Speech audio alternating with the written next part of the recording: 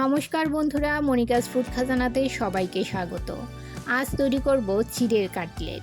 খুব সহজেই ঘরে থাকা কিছু উপকরণ দিয়ে তৈরি করে নেওয়া যায় চিড়ের কাটলেট। ইভিনিং স্ন্যাক্সে আপনারা এই কাটলেট তৈরি করে খেতে পারেন। খুব কম সময়েই তৈরি হয়ে যায় আর খেতেও খুবই সুস্বাদু হয়। ভিডিওটি স্কিপ না করে পুরো ভিডিওটি শেষ পর্যন্ত দেখুন। আশা করছি আজকের রেসিপি সবার ভালো লাগবে। এখানে আমি মেজারিং কাপে 1 কাপ চিড়ে নিয়েছি। চিড়েগুলো ভালো করে জল দিয়ে ধুয়ে নিয়ে একটা ছাঁকনিতে ছেঁকে নিয়েছি যাতে এক্সট্রা জল ঝরে যায়। এবারে এতে দিয়ে দিলাম একটা বড় সাইজের কুচনো পেঁয়াজ, 1 চামচ কাঁচা লঙ্কা কুচি, 1 চামচ আদা রসুনের পেস্ট, সামান্য ধনেপাতা কুচি। সব কিছু একটা চামচের সাহায্যে মিশিয়ে নেব। আমার চ্যানেলে নতুন বন্ধু হয়ে থাকলে চ্যানেলটি সাবস্ক্রাইব করে পাশে থাকা বেল আইকনটি প্রেস করুন আর নোটিফিকেশন অল করুন পরবর্তী ভিডিওর আপডেট পেতে। আর যারা ফেসবুক থেকে ভিডিওটি দেখছেন তারা ভিডিওটিতে একটা লাইক দিয়ে পেজটি ফলো করুন। এবারে এতে দিয়ে দেব একটা বড় সাইজের সেদ্ধ করে ম্যাশ করে রাখা আলু, আর দিয়ে দিলাম 1/2 চামচ হলুদ গুঁড়ো, 1/2 চামচ লাল লঙ্কার গুঁড়ো, 1/2 চামচ জিরে গুঁড়ো, 1/2 চামচ ধনে গুঁড়ো, 1 চামচ চাট মশলা ও দিয়ে দেব ম্যাগির ম্যাজিক মশলা। এটাও আমি 1 চামচ দিয়ে দিলাম আর দিয়ে দেব স্বাদ মতো নুন।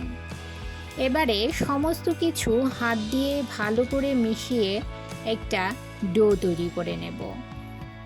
বন্ধুরা, যারা আমার এই ভিডিওটি ধৈর্য সহকারে এই পর্যন্ত দেখছেন অথচ একটা লাইক দিতে ভুলে গেছেন, তাদের কাছে অনুরোধ, প্লিজ একটা লাইক দিয়ে ভিডিওটি কন্টিনিউ করুন। আপনার একটা লাইক পৌঁছে দিতে পারে আমার রেসিপি আরও বহু মানুষের কাছে। ডো তৈরি হয়ে গেছে। এবারে ডোটা একটা সাইডে রেখে দিয়ে কাটলেটের জন্য একটা ব্যাটার তৈরি করে নেব। একটা পাত্রে নিয়ে নিলাম 2টো ডিম, সামান্য একটু নুন দিয়ে ডিমটা ফেটিয়ে নেব। ডিমের ব্যাটার তৈরি হয়ে গেছে। আর আমার লাগবে ব্রেড ক্রাম। ব্রেড ক্রাম আমার ঘরে তৈরি। আপনাদের যদি ব্রেড ক্রাম না থাকে আপনারা বিস্কুটের গুঁড়োও ব্যবহার করতে পারেন। এবারে হাতে সামান্য তেল মেখে নিয়ে ডো থেকে অল্প অল্প করে নিয়ে গোল গোল রাউন্ড শেপ করে অথবা একটু চ্যাপ্টা করে লম্বা লম্বা করে কাটলেটের শেপ দিয়ে নেব। আপনারা আপনাদের পছন্দ মতো যে কোনো শেপ দিতে পারেন। বন্ধুরা, যারা আমার চ্যানেলটি সাবস্ক্রাইব করে আমার পাশে আছেন আর ভিডিওটি প্রথম থেকে শেষ পর্যন্ত ফুল ওয়াচ করছেন তাদেরকে অসংখ্য ধন্যবাদ। আর যারা নতুন বন্ধু অবশ্যই 24 ঘন্টা অপেক্ষা করবেন। 24 ঘন্টা পর আমি আসবো আপনার চ্যানেলটি ভিজিট করে আপনার পরিবারের সদস্য হওয়ার জন্য। সমস্ত কাটলেট তৈরি করে নিয়েছি। এবারে একটা করে কাটলেট নিয়ে ডিমের ব্যাটারে ডুবিয়ে তুলে নিয়ে ব্রেড ক্রামে কোট করে নেব। এই প্রসেসটা আমি 2 বার করব, অর্থাৎ ডাবল কোট করে নেব। আমার রান্নার জায়গাটা খুবই ছোট বন্ধুরা, তাই আমি আপনাদের ভালো করে দেখাতে পারছি না। রেসিপিটি কেমন লাগলো বন্ধুরা কমেন্ট করে জানাবেন। যদি ভালো লাগে শেয়ার করবেন আপনাদের আত্মীয় ও বন্ধুদের কাছে।